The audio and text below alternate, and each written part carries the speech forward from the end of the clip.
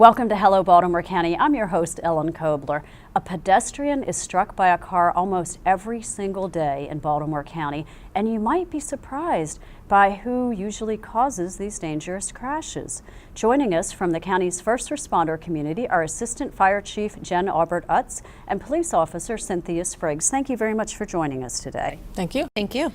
Chief Utz, tell us a little bit about this problem that almost every single day in Baltimore County somebody gets hit. That's crazy. Sure, Ellen. So several years ago, Baltimore County Police and Fire Departments joined forces when we noticed a trend, an upward trend in the amount of pedestrian vehicle crashes in Baltimore County. That averages around 430 crashes per year. In 2016, we just capped a year of 501 fire department responses to these preventable crashes. So we joined efforts with police and fire as our community servants to go out and begin educating the public about ways that we can prevent these crashes, because we do know in large part these are preventable. So in fire and police work, a lot of times we are seen as responsive organizations. We respond to the scene of the crash, to the scene of the crime, to the scene of the emergency or fire. But we are very much proactive organizations. We want to get out ahead of these incidences that we know are public health crisis, that we can prevent these things from happening. So that's the thought process behind the police and fire joining together and going out as a unified front to help our community stay safer. Okay, and Officer Spriggs, tell us a little bit about the police perspective on these crashes. Well, we responded to these crashes, and in 2016 there were 18 fatalities, and that's 18 too many.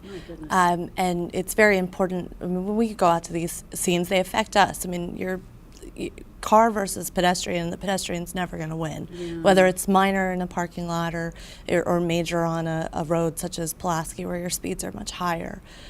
So it's very important, for us also to get the education out along with them on what we can do to help prevent it. And both pedestrian and driver, even if the pedestrian was the one who may have stepped in front of the vehicle, the driver may have some things that they could have done differently to avoid the situation. Okay, and Chief Utz, give us a sense of who this is happening to, where, are there certain times of day? And I think people have some assumptions that it's the driver's fault, that this is children that are being hit. Can you share what the reality? Sure. So our data, when we look at our data and our trending in Baltimore County, the first thing to note is that it happens all over Baltimore County. It's not isolated to one particular area. We do see what we call hot spots or heavy volume areas in every part of the county, notably on the west side in the Randallstown area. On Liberty Road, we see Reisterstown Road, we see the York Road corridor, and on the east side we see North Point, Eastern Avenue, Eastern Boulevard area as what we call a hot spot. These crashes occur every day of the week, as you pointed out earlier. It happens every day, every night, doesn't matter. They're not isolated. What we do definitively see is that between 4 p.m. and 6 p.m. is when we have the highest impact or peak demand call volume for these types of incidents in Baltimore County. So basically students are out of school, people are leaving work, they're hurrying to get where they want to go.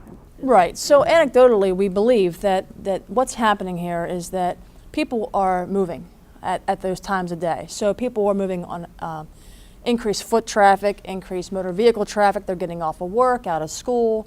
They're in transit via their personal vehicle, by foot, by bus lines.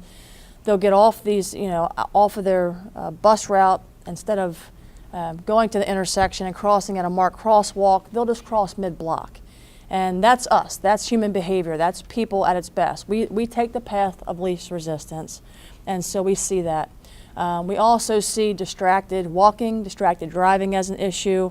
The earbuds are in, they can't hear, they're zoned out, they're listening to their music, they're looking at their phone, they're reading stories, they're looking at text messages. So all these things combined, we believe, is a collaborative sort of impact on why we're seeing such a high volume. Okay, Officer Spriggs, what do you want people to do?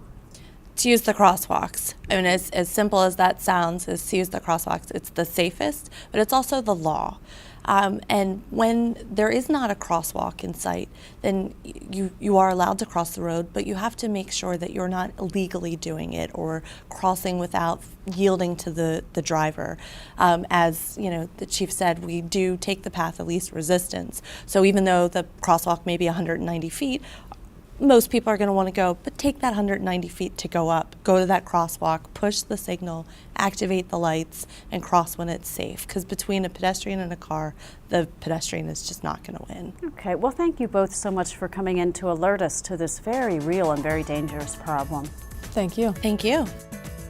So please take the extra seconds to use the crosswalk and wait for the signal. Thank you for watching Hello Baltimore County, and remember, you can connect with Baltimore County government on Facebook and Twitter. Be safe out there.